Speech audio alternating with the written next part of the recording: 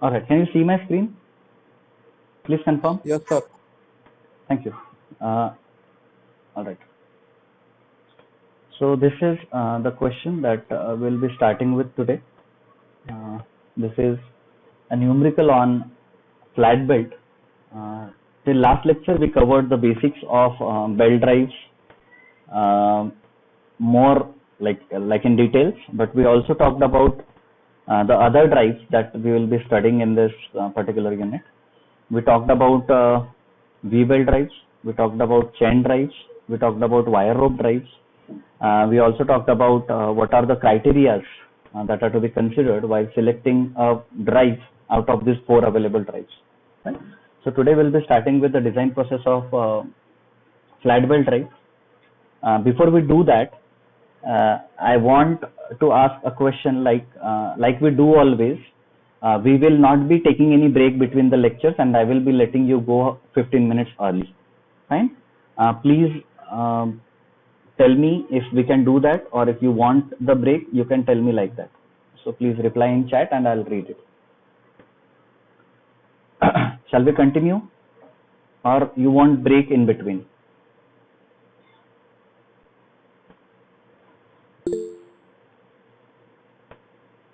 All right, fine. So few of you said that we should continue, and I'll let you go 15 minutes early. I'll let you go by 11. All right, let us start. So the problem statement reads like 18 kilowatt power is to be transmitted from 870 RPM motor to a centrifugal pump. Now see, what's new about this numerical is the driving and driven members are explicitly mentioned here. जब भी numerical में ऐसा driving और driven member आपको properly mention दिखता है, तब थोड़ा सा आपको ज्यादा केयरफुली उसको पढ़ना है. उसका एक मीनिंग ये हो सकता है कि आपका एखादा फैक्टर जो हम मल्टीप्लिकेशन के लिए यूज करते हैं, that factor may be dependent on the driving and driven condition. ठीक है ना? तो क्या ड्राइव कर रहा है, क्या ड्राइव हो रहा है, उसके ऊपर एखादा फैक्टर आपका डिपेंड कर सकता है. तो थोड़ा सा आपका एक वो सेंस चालू हो जाना चाहिए जैसे ही आप न्यूमेरिकल पढ़ते हो. So okay, 18 kilowatt is to be transmitted from 870 RPM motor to a centrifugal pump running at 290 RPM. So 870 RPM का इनपुट है, 290 RPM का आउटपुट है. इससे अपने को ये पता चलता है कि ड्राइविंग मेंबर फास्ट घूम रहा है और ड्रिवन मेंबर स्लो घूम रहा है. इससे एक चीज ये भी पता चलती है कि driving member should be a smaller pulley and driven member has to be a larger pulley, because we know जो छोटा पुली होता है वो फास्ट घूमता है, बड़ा पुली स्लो घूमता है. तो ये चीज का अपने को ध्यान में रखना है. तो आरपीएम दिया हुआ है, that means velocity ratio is also given, तो वो चीज का भी अपने को ध्यान रखना है. Through the leather belt लेस्ड with wire by hand. और एक बार रिपीट कर रहा हूँ, through the leather belt लेस्ड with wire by hand. इसका मीनिंग ये है कि ये जो लेदर बेल्ट है ये उस बेल्ट ड्राइव का, फ्लैट बेल्ट ड्राइव का मटेरियल है. हमने जब बेल्ट मटेरियल पढ़ा था तब एक लेदर भी एक मटेरियल, बेल्ट मटेरियल करके हमने पढ़ा हुआ था. अब किस तरह से है? Laced with wire by hand. Now this is the way in which two ends of the leather belt are connected. Laced with wire by hands means this tells you about the efficiency of the belt material. This tells you about the efficiency of the belt material. This tells you about the efficiency of the joint. ठीक है? Now again ये जो दिया हुआ है through the leather belt laced with wire by hand, इसका भी आगे जाके हमको यूज आने वाला है. कैसे हम लोग देखेंगे. The diameter of pulley on motor shaft is 300 mm. The diameter of pulley on motor shaft मतलब motor shaft मतलब ड्राइविंग मेंबर. ठीक है? तो ड्राइविंग मेंबर मतलब छोटी पुली का डायमीटर कितना है? 300 mm. ये न्यूमेरिकल पढ़ते पढ़ते हमको समझना चाहिए. मोटर शाफ्ट मतलब हम मोटर ड्रिवन मेंबर तो नहीं हो सकता. Motor, electric motor has to be a driving member. तो अगर ड्राइविंग मेंबर है मतलब ज्यादा आरपीएम मतलब छोटी पुली, दैट मीन्स छोटे पुली का डायमीटर हो गया 300 mm. If centre distance between the pulleys is 1500 mm, 1500 mm का सेंटर डिस्टेंस है दो पुलीज के बीच में, छोटी पुली और बड़ी पुली के बीच में. Select suitable leather belt and design the pulley. Select suitable leather belt and design the pulley. Now select suitable leather belt का मतलब हमको B into T and L. B into T, B मतलब width, T मतलब thickness, L मतलब length of the belt. ये तीन चीजें report करनी है साथ में अपने को पुली भी डिजाइन करनी है, ठीक है, साथ में अपने को पुली भी डिजाइन करनी है। नाउ पुली डिजाइन में यहाँ पे थोड़ा सा एक एडिशनल स्टेप्स है जो मैं आपके साथ शायद अगले लेक्चर में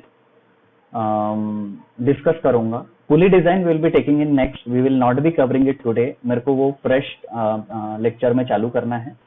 So today we will only look after the design processes involved in the design of flat belt drive. उसके पहले let us go through some of the points that I want you to keep in mind always while solving flat belt numericals or any other numerical for that sake.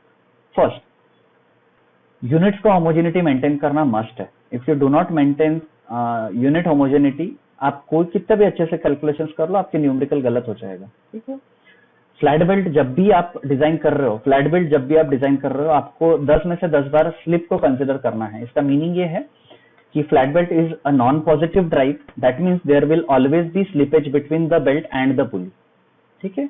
Now most common flat belt material is oak tanned leather, chrome tanned leather and leather belt. That means third point का meaning ये है कि flat belt के numerical में अगर आपको material नहीं दिया हुआ है फ्लैट बेल्ट का, तो आप इस ऑर्डर में मटेरियल सिलेक्ट कर सकते हो। You can start with oak tanned leather, then you can go for chrome tanned leather और you can also select leather belt, ठीक है। Fourth point is smaller pulley is taken as the basis for design. ये शायद मैंने कल MCQ भी पूछा हुआ है, बिकॉज उस पुली में हाईएस्ट अमाउंट ऑफ स्ट्रेसेस देखने को मिलते हैं, ठीक है। तो smaller pulley will be considered as the basis for design. Angle of wrap is an angle that tells us how much the belt has covered the pulley. Belt ने कितने angle पे पुली को कवर किया हुआ है, बेल्ट ने कितने angle पे पुली को कवर किया हुआ है, ये हमको एंगल ऑफ रैप से पता चलता है। एंगल ऑफ रैप न्यूमेरिकल में यूज करते वक्त ध्यान में रखना है कि आपको हमेशा रेडियन में उसको लेना है। और ये चीज मैं बहुत बार आपके क्लास में डिस्कस कर चुका हूं कि जब भी एंगल अकेला हो, जब भी एंगल अकेला हो, अकेला का मतलब उसके सामने sine, cos, tan, cot, cosec ऐसी कोई भी ट्रिगोनोमेट्रिक टर्म नहीं हो, तब उसको हमेशा अपने को रेडियन में कंसिडर करना है। तो यहाँ पे भी जो आपका एंगल ऑफ रैप है theta should be considered in radian, ठीक है। ये थोड़े से अपने को पॉइंट्स ध्यान में रखना। Now let us start with the given data. ये न्यूमेरिकल सॉल्व न्यूमेरिकल में गिवन डेटा लिखा नहीं है, but 18 kilowatt is the rated power that you have to transmit. 18 kilowatt is the rated power that you have to transmit. Driving RPM is 870, driven RPM is 290. जैसे कि मैंने बताया था, the diameter of pulley on motor shaft. Motor is a driving member. It cannot be a driven member. तो driving member का जो पुली है वो छोटा पुली रहेगा क्योंकि उसका आरपीएम ज्यादा है। तो ये जो है ये छोटे पुली का आरपीएम हो गया, सॉरी डायमीटर हो गया। 300 mm is the diameter of the smaller pulley. Again ये चीज भी अपने को गिवन डेटा में लिखनी है। Centre distance between pulley is 1500 mm, तो कैपिटल सी लिख के 1500 mm भी लिखना है। और बेल्ट मटेरियल अपने को लिखना है because belt material is given. Leather belt लेस्ड with wire by hand, ये हमको पूरा लिखने का है। और टू फाइंड में हमको लिखना है कि B into T that is width multiplied by thickness, length of the belt and design of the pulley. This is something that you have to do. So let us start with the first step. The first step you have to do is you have to calculate the design power. ये हम हर बार करते हैं। ये step सारे numericals में I would say is common between all the numericals. We find out design power from rated power. Hello. हाँ बोलिए। Hello. Okay.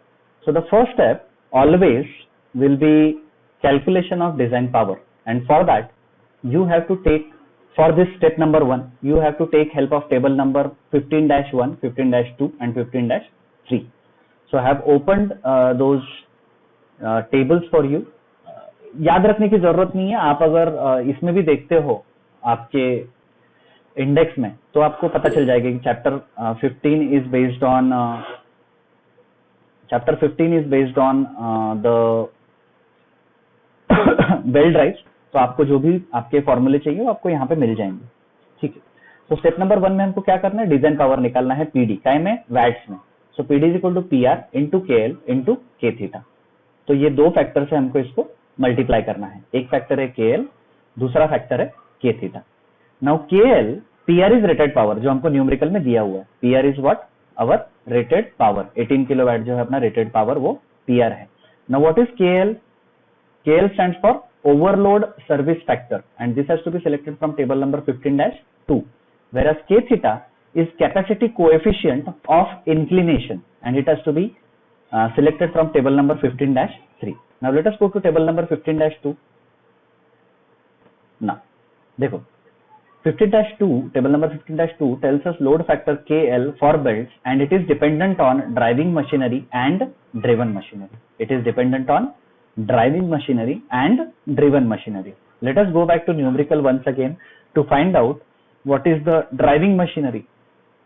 So जैसे कि पता चला कि motor shaft is the driving machinery, बराबर है। एंड देखो यहाँ पे भी लिखा हुआ है transmitted from motor to a centrifugal pump.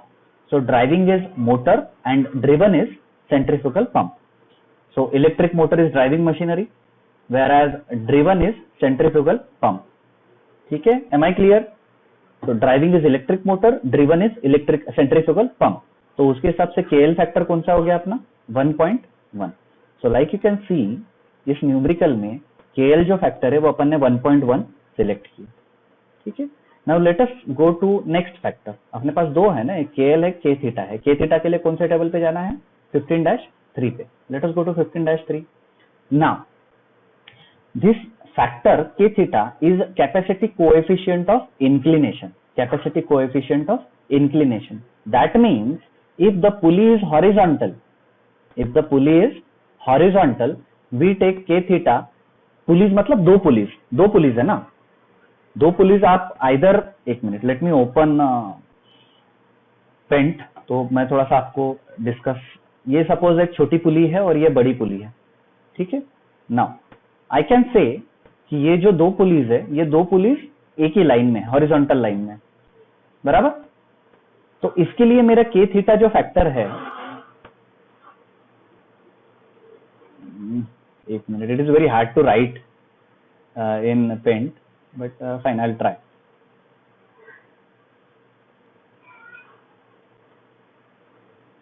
तो ये जो के थीटा आपका फैक्टर है, anyway I will not try again. ये देखो, ये हॉरिजॉन्टल है, ये छोटी पुली, ये बड़ी पुली।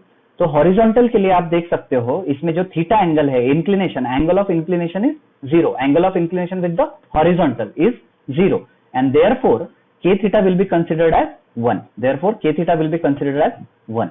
Now consider another case wherein आपका एक पुली यहां पे है और दूसरा पुली सपोज थोड़ा ऊपर है, as in it is not at 0 degree with the horizontal. ठीक है, आपका हॉरिजॉन्टल कौन सा एक्सिस हो गया? ये axis. Whereas this pulley is at an angle of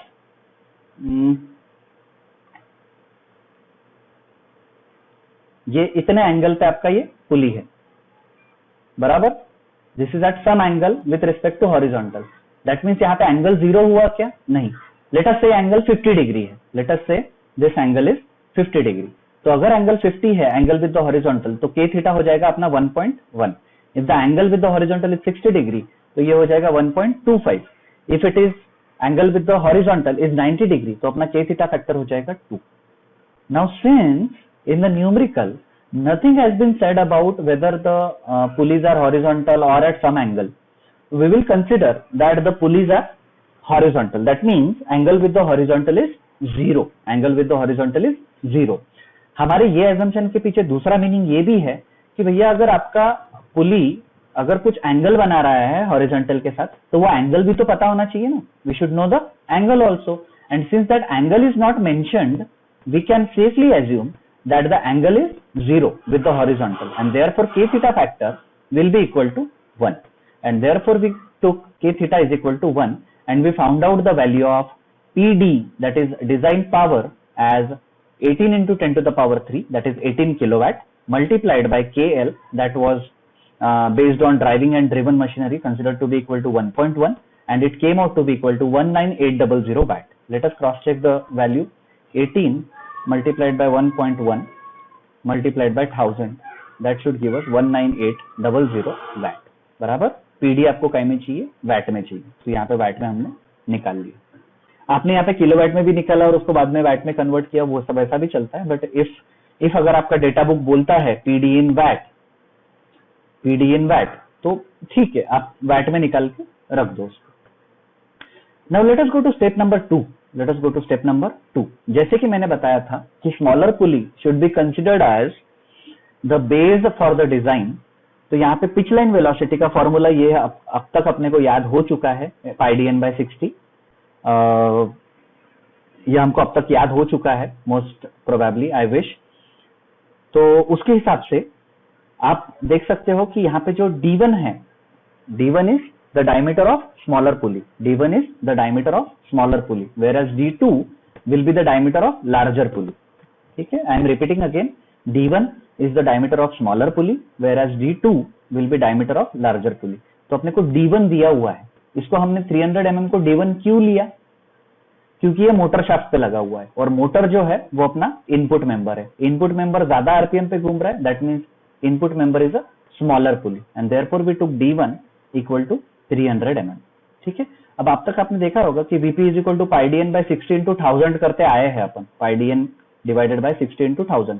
यहाँ पे हमने डिवाइड बाय 1000 इसलिए नहीं किया बिकॉज पहले ही हमने डायमीटर को मीटर में लिख लिया। अब देखो यहाँ पे डायमीटर को हमने पहले ही मीटर में लिख लिया, तो pitch line velocity is πdn/60 into 1000 अगर करते हैं तो ये ऊपर वाला जो D1 300 mm दिया हुआ है वो ऑलरेडी 0.3 मीटर में कन्वर्ट हो गया।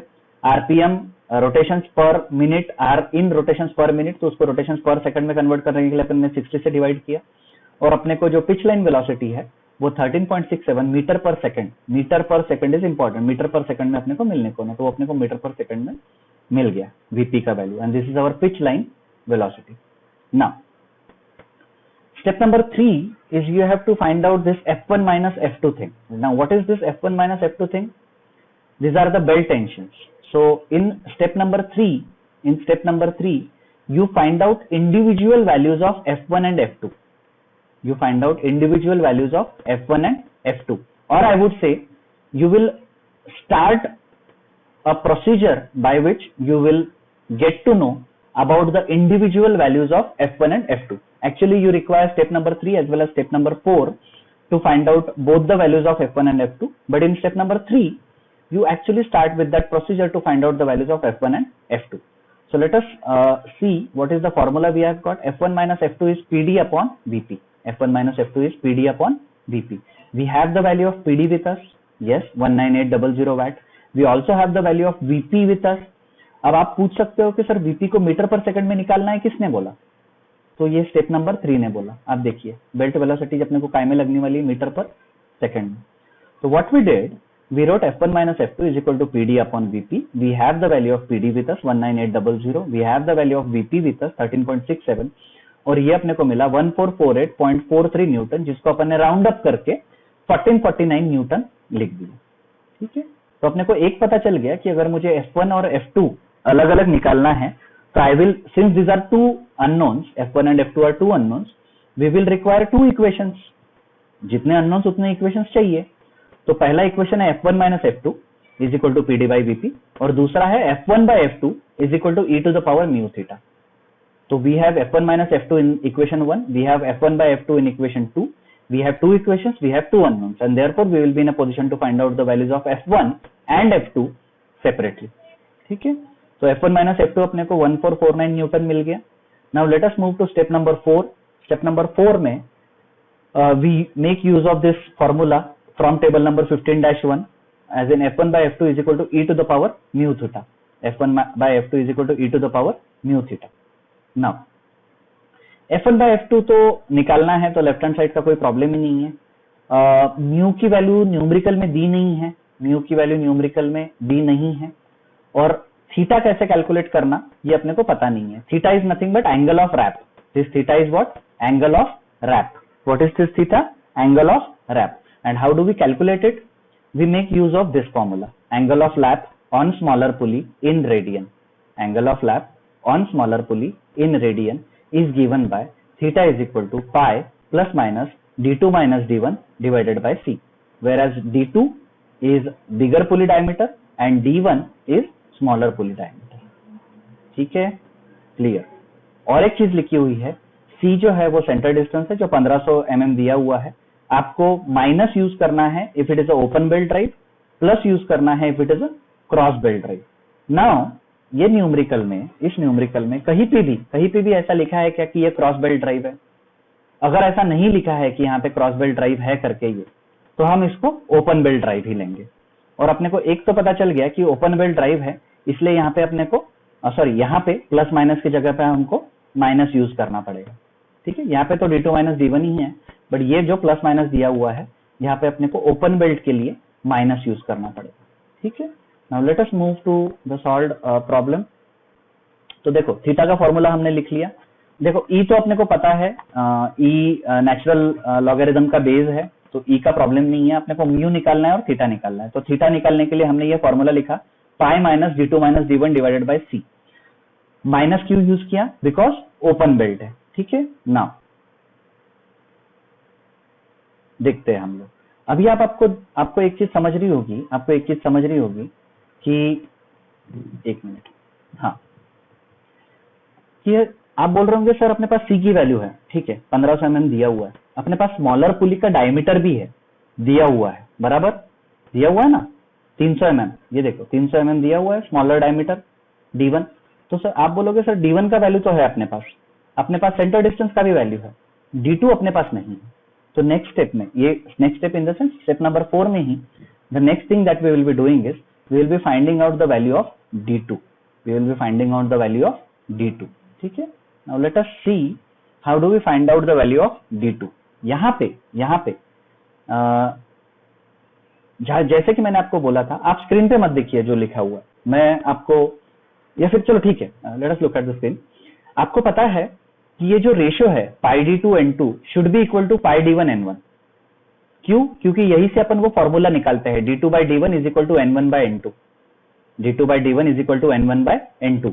ये फॉर्मूला अपन ने अब तक गियर्स वगैरह में पढ़ा हुआ है। आप देखो गियर्स में, पर गियर में आपने क्या किया, आपके पास ड्राइविंग और ड्रिवन आरपीएम अगर है तो आपने डायमीटर भी निकाल लिया है। अगर एक डायमीटर दिया हुआ है तो दूसरा डायमीटर आपने निकाल लिया हुआ है। अब यहाँ पे 870 आरपीएम इनपुट आरपीएम दिया हुआ है और 290 आरपीएम आउटपुट आरपीएम दिया हुआ है, तो आपके पास वेलोसिटी रेशियो तो मिल गया।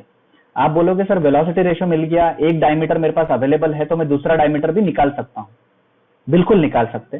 सिर्फ आपको यहाँ पे एक चीज का ध्यान रखना है कि फ्लैट बेल्ट में, जैसे कि मैंने लिखा हुआ था यहाँ पे, आप देखो थिंग्स टू रिमेंबर में, ऑलवेज कंसिडर स्लिप। जो हमने बोला था कि D2 by D1 is equal to N1 by N2 spur gear के लिए, that was applicable to spur gear. Why? Because it was a positive drive. But flat belt positive drive है क्या? नहीं, it is a non-positive drive, and therefore you have to assume slip while calculating the value of bigger pulley or any other pulley for that sake. तो इसका ये छोटा सा एक common sense वाला फॉर्मूला बनता है, pi D2 N2 is equal to pi D1 N1 multiplied by 1 minus S, where S is the slip in percentage. तो ये कॉमन बिल्कुल अपने को 2% स्लिप एज्यूम करके चलना है until and unless mentioned otherwise in the numerical। अगर numerical में बोल दिया कि 4% स्लिप एज्यूम करो, तो हम यहाँ पे 2% की जगह पर 4% स्लिप एज्यूम करेंगे। बट अगर नहीं दिया हुआ है न्यूमेरिकल में, जैसे इस न्यूमेरिकल में नहीं दिया हुआ है, तो we will assume slip as 2%। ठीक है, और हम इस तरह का कुछ एक फॉर्मूला लिखेंगे, pi D2 N2 is equal to pi D1 N1 multiplied by 1 minus S। और यहाँ पे आप देखोगे तो एक ही अननोन अपने पास मिलता है, दैट इज D2। ठीक है, पाई पाई कैंसिल हो जाएगा, 1 माइनस S में 2% की जगह पर आपने 0.02 लिख दिया, और इसको जब आप सॉल्व करते हो तब आपको मिलता है D2 is equal to 882 mm, that is 0.882 metre. ठीक है, और इस तरह से हम थीटा कैलकुलेट कर सकते हैं। थीटा यानी एंगल ऑफ लैप या फिर एंगल ऑफ रैप।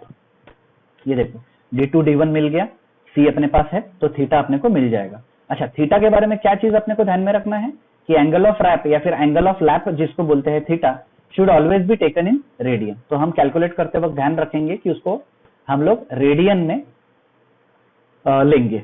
ठीक है, या फिर जो वैल्यू अपनी आएगी वो रेडियन में ही आएगी, तो no need to convert it as such. तो देखो थीटा का फॉर्मूला हमने लिखा, pi is equal to D2 minus D1 divided by centre distance in metre. अब देखो ये जो पुली डायमीटर है मीटर में है, ये जो पुली डायमीटर है स्मॉलर डायमीटर ये भी मीटर में है, और सेंटर डिस्टेंस भी मीटर में है, तो उसके हिसाब से अपने को थीटा मिलता है 2.75 रेडियन।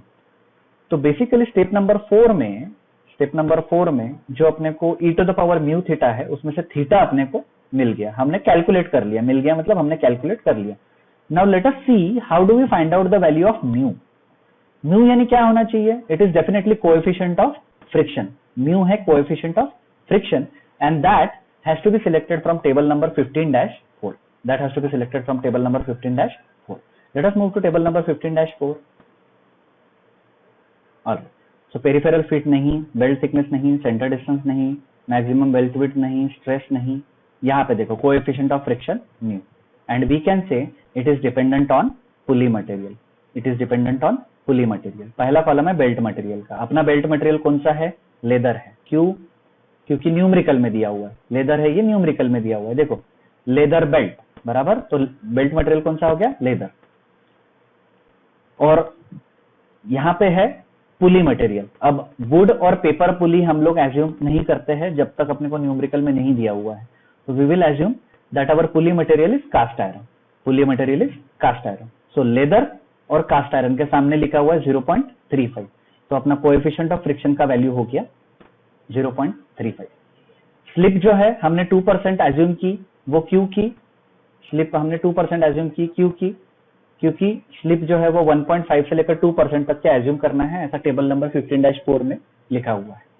ठीक है, तो न्यूमेरिकल में अगर दिया रहेगा तो हम वो वैल्यू यूज करेंगे, अगर नहीं तो हम 1.5 से लेकर 2% तक के स्लिप एज्यूम कर सकते हैं। हमने highest value of slip assume की so as to make the design safer. ठीक है, ऑलराइट। और अपने को ये भी पता चल गया कि म्यू का वैल्यू 0.35 है depending on the pulley material and the belt material. तो हमने म्यू का वैल्यू 0.35 लिख दिया।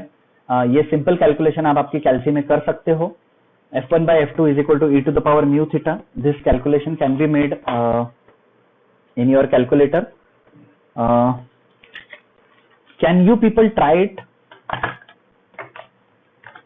Those of you who are listening to me actively, please try it in the calculator that you have.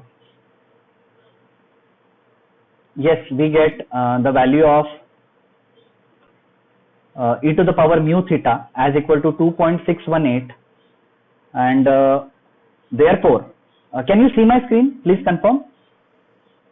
Can you see the screen? Thank you. So yes, so F1/F2 is equal to e to the power mu theta हमने किया, e to the power mu theta अपने को 2.618 मिल गया। so F1/F2 का ratio अपने को मिल गया 2.62, और अपने पास फिलहाल since we have got 2 unknowns we also are ready with 2 equations. So अपने को पता है F1 minus F2 is 1449, F1 is equal to 2.62 times F2, and therefore we will be in a position to find out two values that is F1 and F2. Now a simple question from all of you that I should get is, sir, what are these values of F1 and F2? What are these values of F1 and F2? So the answer is, while studying the basics of flat belt, I told you that there are two sides while studying flat belt drive. Flat belt drive पढ़ते वक्त दो sides रहती है belt की, एक tight side और दूसरी slack side. एक टाइट साइड और दूसरी स्लैक साइड। जैसे कि मैंने बताया था, अगर आपकी पुलीज हॉरिजॉन्टल है और अगर वो क्लॉकवाइज घूम रही है, तो जो बॉटम साइड है that will be your if the left side pulley is the driving pulley, तो आपका बॉटम साइड टाइट साइड रहेगा और ऊपर वाला साइड स्लैक साइड रहेगा।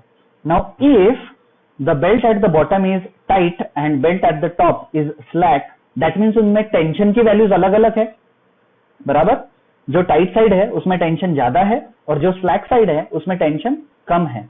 तो ये F1 और F2 यही बताते हैं। F1 is the belt tension in the tight side and F2 is the belt tension in the slack side. I'll again repeat, F1 is the belt tension on the tight side and F2 is the belt tension on the slack side.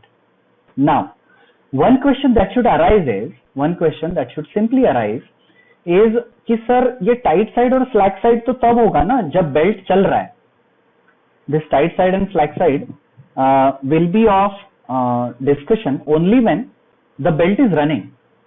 What will happen when the belt is not running? What will happen when the belt is not running? That time, the value of tension that will be observed in the belt will be called as initial tension.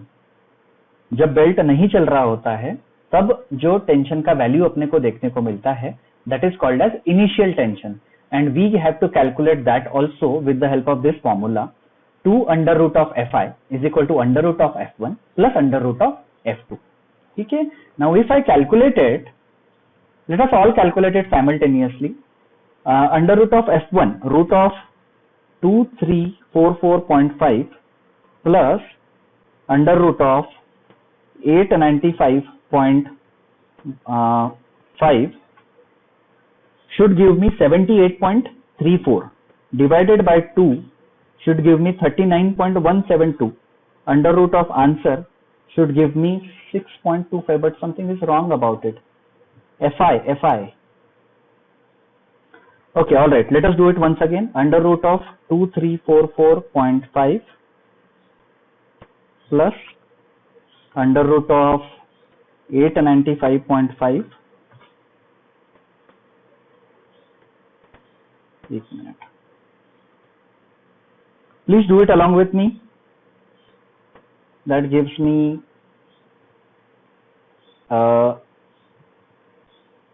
okay, and divided by 2 should be equal to root of Fi. तो इसको square करना पड़ेगा, तो अपने को मिलता है 1534.5. Is everyone else getting the same answer? Yes, you get 1534.48 Newton. 1534.48 Newton as initial value of tension. You get 1534.5 Newton as initial value of tension. All right. Now let us move to the next step, wherein you find out design stress SD as equal to efficiency multiplied by allowable stress. Okay, and this has to be selected from table number 15-6. Let us go to table number 15-6.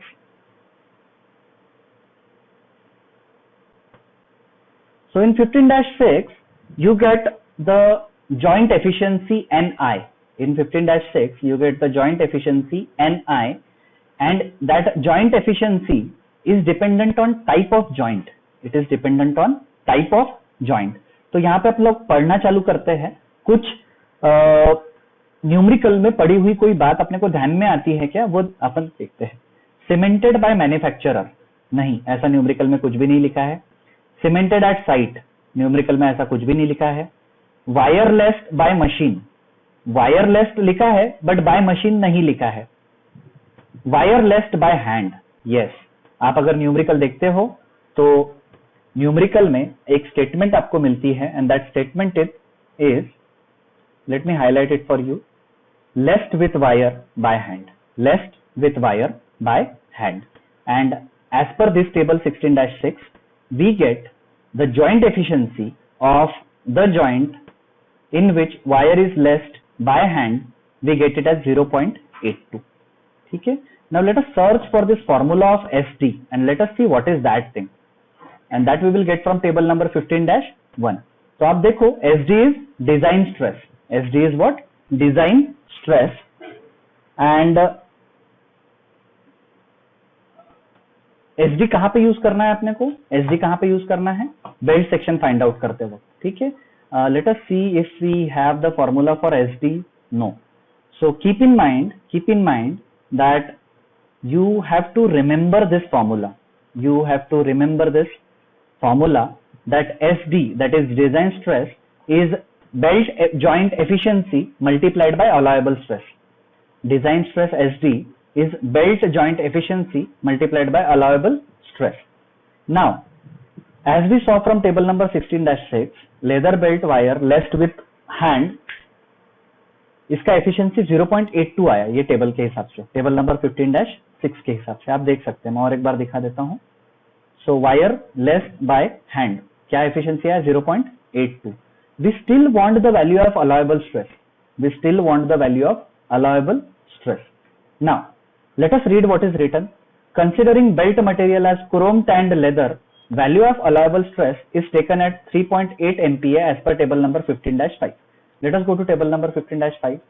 ये देखो यहाँ पे table number 15-5 is belt material and their properties. अपना belt material कौन सा है? Leather है, ये न्यूमेरिकल में दिया हुआ है, ठीक है। ग्रेड ऑफ द बेल्ट के बारे में कुछ भी नहीं बोला हुआ है, ग्रेड ऑफ द बेल्ट के बारे में कुछ भी नहीं बोला हुआ है। अलाउएबल स्ट्रेस अपने को चाहिए, बराबर, क्या चाहिए अपने को? अलाउएबल स्ट्रेस चाहिए। आपने अगर पॉइंट्स टू रिमेंबर अगर आपको याद होंगे, जो मैं आपको और एक बार पढ़ा देता हूं, तो आपने थर्ड पॉइंट ये पढ़ा हुआ था कि most common flat belt material is oak tanned leather, chrome tanned leather and leather belt. तो ये इसलिए लिखा गया था कि इस टेबल में either we have to select oak tanned leather और chrome tanned leather, and likewise we will get the allowable stress value for the calculation of design stress. बराबर है। अलाउएबल स्ट्रेस क्यों चाहिए? क्योंकि अपना एसडी का जो फॉर्मूला है, जो हमने लिखा हुआ है इन स्टेप नंबर 5, उसमें हमने लिखा हुआ है कि SD is belt joint efficiency multiplied by allowable stress, and we want the value of allowable stress. So leather material, chrome tanned या फिर oak tanned, let us see इसमें हमने क्या लिया हुआ है, क्रोम टैंड लिया हुआ है। सो आप ओक टैंड भी ले सकते हो, आप क्रोम टैंड भी ले सकते हो। यहाँ पे मैंने थोड़ा सा higher value of allowable stress इसलिए लिया हुआ है, मैक्सिमम परमिसिबल वैल्यू जो है 3.8 वो हमने एज्यूम किए हैं। यहाँ पे आप देख सकते हो 3.8 मेगापास्कल हमने यूज किया हुआ है। इसका रीजन ये है कि हम चाहते हैं कि अपना डिजाइन फेल ना हो, हम चाहते हैं कि आपका डिजाइन फेल ना हो। आप 2 मेगापास्कल से लेकर 3.8 मेगापास्कल तक के कुछ भी अलाउएबल स्ट्रेस का वैल्यू ले सकते हो, आपको गलत कोई नहीं बोलेगा, ठीक है। हमने क्या एज्यूम किया? we assumed it as equal to 3.8 megapascal, and therefore the value of design stress SD is efficiency, that is 0.82 multiplied by allowable stress, that is 3.8, and that way we get design stress as equal to 3.1 megapascal. All right, we get design stress as equal to 3.1 megapascal. Now in the next step we try to find out centrifugal force. Now let us try to find out where is the formula for centrifugal force. Centrifugal force is given by rho v square into 10 to the power minus 6. यहाँ पे आप देख सकते हो centrifugal force is given by rho v square into 10 to the power minus 6, where rho is density of the belt material, और unit क्या है? kg per meter cube. क्या है? kg per meter cube, and that has to be selected from table number 15-5. That has to be selected from table number 15-5. So अपना belt material leather है, we all no it. उसके सामने हम देखते हैं grade नहीं, अप्रोक्सीमेट थिकनेस नहीं, ultimate strength भी नहीं चाहिए, अलाउएबल स्ट्रेंथ भी नहीं चाहिए, मॉड्यूलस ऑफ इलास्टिसिटी भी नहीं चाहिए। स्पेसिफिक ग्रेविटी अपने काम आ सकती है, because we know how to find out density from specific gravity, we all know that. और लेदर का मटेरियल के हिसाब से स्पेसिफिक ग्रेविटी 0.97 अपने को मिलता है। Now we all know when we multiply specific gravity by the specific gravity of water, the density of water which is assumed as 1000, तो अपने को density of the material मिल जाता है। तो if the specific gravity is 0.97, if the specific gravity is 0.97, I can say the density of the belt material is 0.97 multiplied by 1000।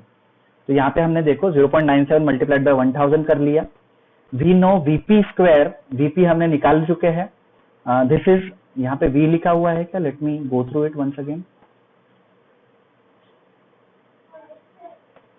This V is not volume, ये थोड़ा सा आपको ध्यान में रखना है। यहाँ पे आप नोट डाल के भी रख सकते हो आपके डेटा बुक में।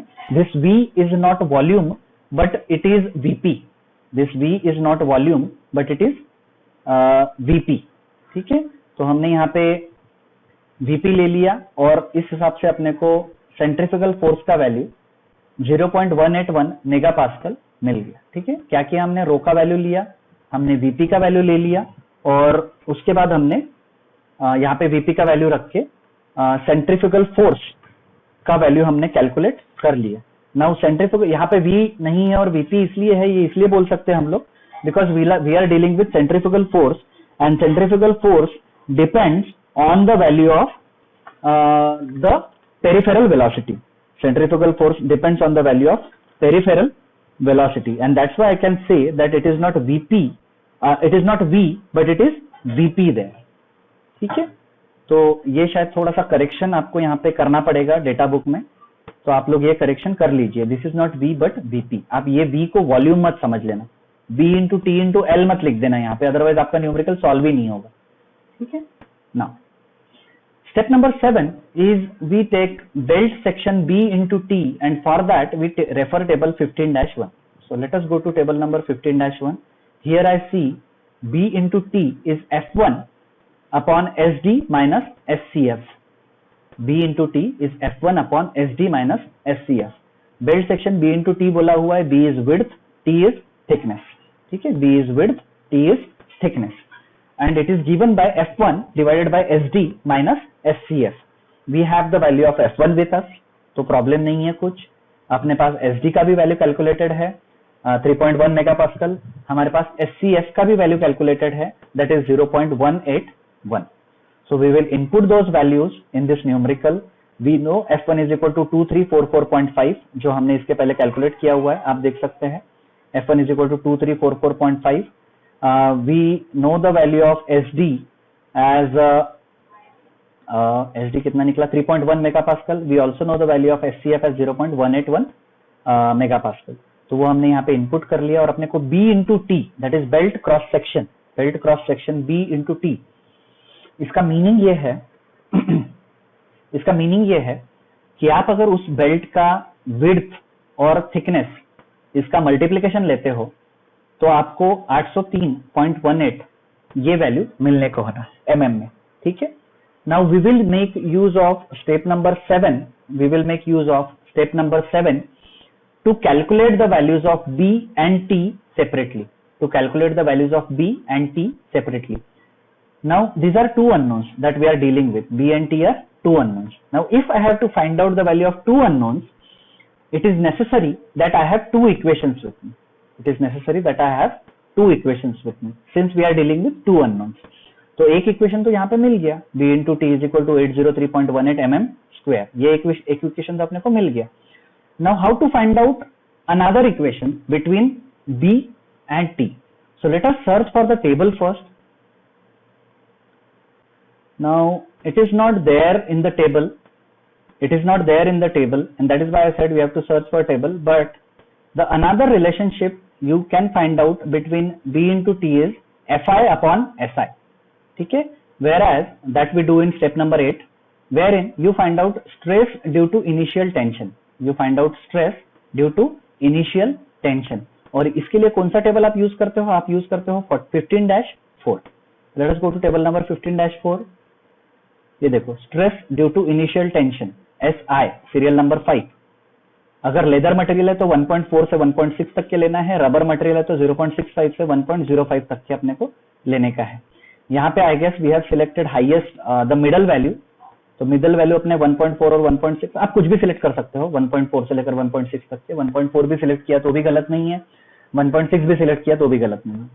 यहाँ पे we have done it with the middle value. So SI का value, stress due to initial tension, we got it as equal to 1.5 megapascal.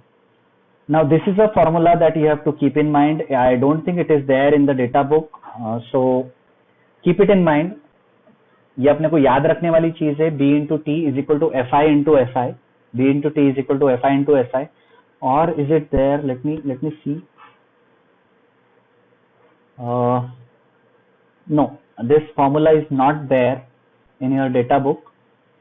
Yes, it is not there. So you have to keep this formula in mind, that B into T is also given by initial tension divided by stress into initial tension. ठीक है. तो initial tension हमने इधर calculate किया हुआ है 1534.5. ये value हमने यहाँ पे लिख ली. SI की वैल्यू हमने 1.5 एज्यूम कर ली. तो अपने को B into T का दूसरा रिलेशनशिप मिल जाता है, विच इज 1023 mm square. क्या मिला अपने को? 1023 mm square.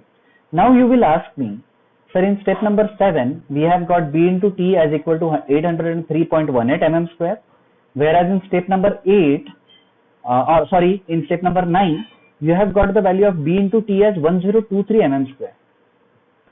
Now tell me which value to choose. Which value to choose? I will put this question in. Alright.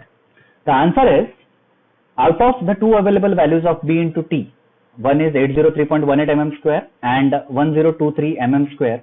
We will obviously select the larger value. We will obviously select the larger value. And the reason is कि अगर मैं b into t का multiplication larger value लेता हूं तो मुझे b और t की वैल्यूज प्रोपोर्शनेटली बड़ी मिलेगी, और बड़ी वैल्यूज मतलब सेफर बेल्ट, बड़ी वैल्यूज मतलब safer belt. And that's why step number 7 में जो b into t की वैल्यू मिलती है और स्टेप नंबर 9 में जो b into t की वैल्यू मिलती है, वो दो वैल्यूज में से हायर वैल्यू हमको सिलेक्ट करनी है.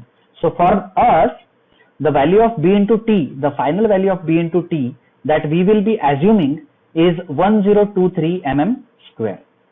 The final value we will be assuming is 1023, or I would not say assuming, the final value that we will select for b into t should be 1023 mm square. Now let us go through the tables just to find out if there are standard values of thickness or width available. Alright, तो इसमें कुछ है क्या? Design power, belt tension ratio, belt section b into t बोला हुआ है, centrifugal stress, initial tension नहीं, यहाँ पे कुछ नहीं है. उसके बाद में ये टेबल में से भी नहीं मिलेगा, टेबल नंबर 15-3 से भी नहीं मिलेगा. 15-4 में देखते हैं, वीपी नहीं. Now see t, t is 0.02 times diameter for leather belt से लेकर 0.03 टाइम्स डायामीटर मैक्सिमम. ठीक है, ये एक अपने को रिलेशनशिप मिला है टी का, दैट इज बेल्ट थिकनेस का. ठीक है ना. Let us come back to the solved numerical. Sir screen नहीं दिख रही.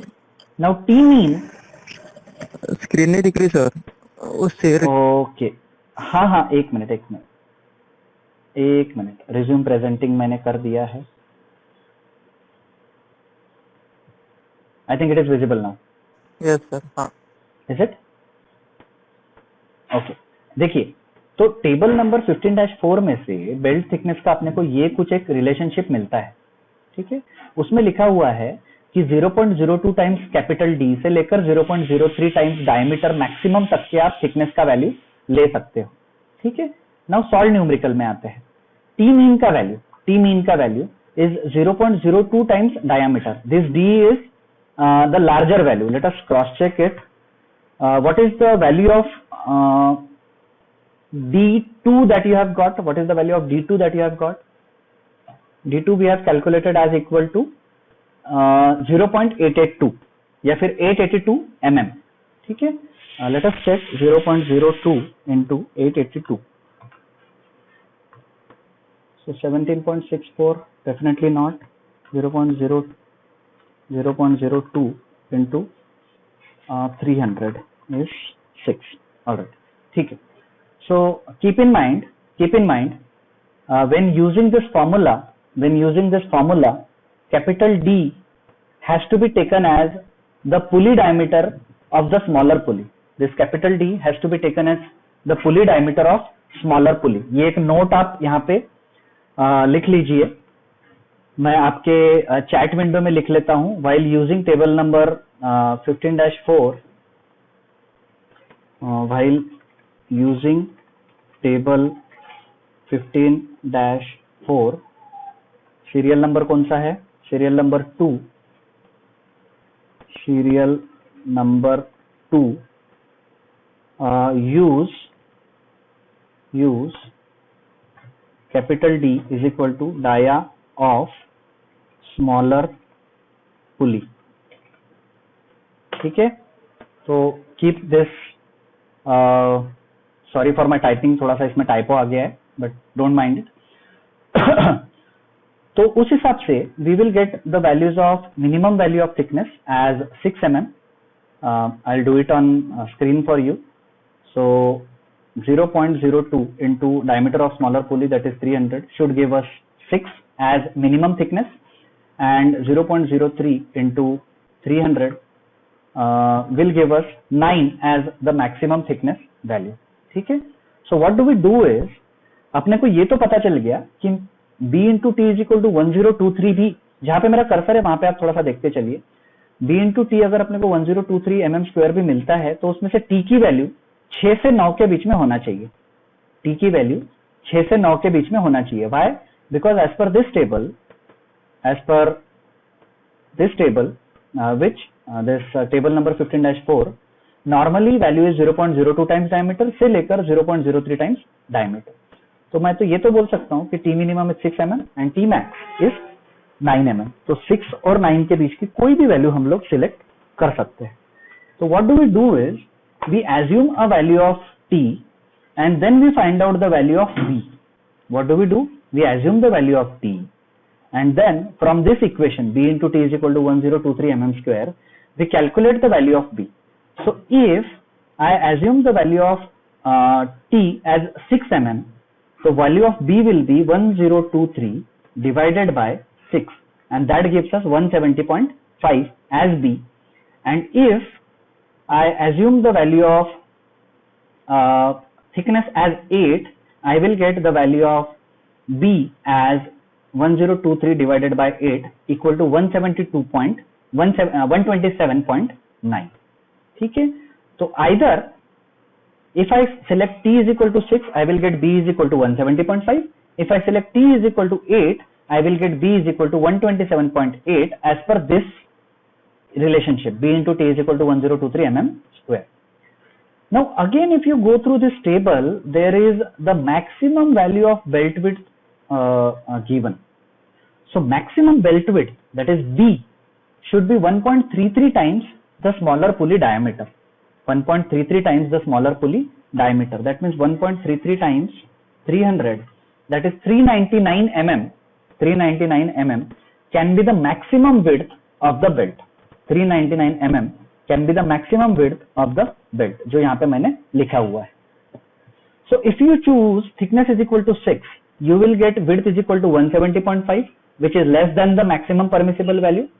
If you choose thickness is equal to 8 mm, you will definitely get the value of belt thickness as 127.8, which is less than the maximum permissible value of the width of the belt। Fine। तो आप 6 mm लो या 8 mm लो, आपका जो width का value है वो जो maximum permissible value of width है उससे कम ही आएगा। ठीक है ना। तो हमने क्या किया, हमने 6 और 8 में से कोई भी एक वैल्यू सिलेक्ट कर ली। So we got thickness is equal to 6 mm and corresponding width as equal to 170 mm। ना आप ये विड्थ को राउंड अप कर सकते हो जैसे इसमें किया हुआ है। ठीक है, you can round the values of belt thickness जैसे यहाँ पे हमने किया हुआ है। 170 अपना इस टेबल के हिसाब से आया, 170 इस टेबल के हिसाब से मिला। If T is equal to 6, face width is equal to 170.5। But yes, you can round the value of face width और you can continue with the same value also. यहाँ पे हमने क्या किया है, यहाँ पे हमने एक वो वैल्यू को राउंड अप कर दिया, हमने एक राउंड वैल्यू ले ली। ठीक है, तो हमको क्या मिला, थिकनेस अपने को 6 mm मिला और बेल्ट विड्थ अपने को 200 mm मिली। And this we will consider as the final value of the thickness and the belt width. आप बोलोगे सर अगर मैं बेल्ट विड्थ को राउंड अप करता हूं तो मेरे को ये 1023 नहीं मिलेगा, 1023 नहीं मिलेगा। If I consider thickness is equal to 6 और अगर मैं बेल्ट विड्थ को राउंड अप करता हूं, दैट इज 200 वैल्यू लेता हूं, तो मुझे 1200 मिलेगा, वेयर एज मुझे कितना मिलना चाहिए, 1023। But again any value higher than this value, any value higher than this value will do, or even if you keep it as the same value, जैसे अगर आपने इसको 170.5 के हिसाब से भी आगे बढ़ाया न्यूमेरिकल को, तो भी वो गलत नहीं रहेगा, तो भी वो गलत नहीं रहेगा। ठीक है, यहाँ पे नोट लिखा हुआ है, while calculating T mean, T max and B max, always consider diameter of smaller pulley। ये लिखा हुआ है, आपको यहाँ पे याद रहे करके। The value of T should lie between T mean and T max and value of B should be selected below B max। ये जो मैंने आपको बोल के दिखाया वो मैंने यहाँ पे लिख के दिया हुआ है। ठीक है, ओके।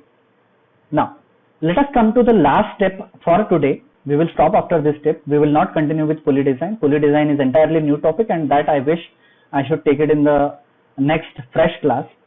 अभी देखो आपके न्यूमेरिकल में क्या पूछा गया था। सबसे पहले तो सिलेक्ट सुटेबल लेदर बेल्ट बोला है, तो हमने लेदर बेल्ट तो सिलेक्ट कर लिया, B इंटू टी हमने निकाल लिया। उसके बाद में अपने को L भी निकालना है जैसे मैंने बताया था आपको, और उसके बाद में अपने को पुली डिजाइन करनी है, उसके बाद में हमको पुली डिजाइन करनी है। तो आप देख रहे होंगे यहाँ पे इस स्टेप तक के हमने B इंटू टी तो निकाल लिया। Now the last step that is left is to find out length of the belt, and this formula definitely is not there in your data book. You have to remember this formula, there is no other way, there is no other way. ये formula आपको याद करना है, ठीक है। इसका derivation लगे तो मैं डाल दूंगा आपके क्लासरूम वॉल पे, but you have to remember this formula. This formula is definitely not there in your data book. So to find out length of the belt, we use this formula: pi by 2 d1 plus d2 plus 2c, c is center distance, plus d2 minus d1 square divided by 4c. Now यहाँ पे minus इसलिए use किया हुआ है, ये देखो यहाँ पे मैंने एक एरो भी बना हुआ है यहाँ पे, और यहाँ पे रिमेंबर द फॉर्मूला भी बोला हुआ है। यहाँ पे एरो इसलिए बनाया हुआ है क्योंकि यहाँ पे अपन ने माइनस यूज किया, क्यों? क्योंकि ये ओपन बेल्ट ड्राइव है। अगर ये क्रॉस बेल्ट ड्राइव होता तो यहाँ पे अपने को प्लस करना पड़ता, ठीक है। D2 we know is the diameter of larger pulley, D1 we know is the diameter of smaller pulley. When we keep the values, when we put the values in this equation, we get length of the belt as equal to 4.91 meter. We get the length of the belt as 4.91 meter, and thus we calculated the value of B, which came out to be equal to 6 mm, thickness which came out to be equal to 170.5 mm, but we rounded it up to 200 mm, and we found out the value of L, that is length of the belt.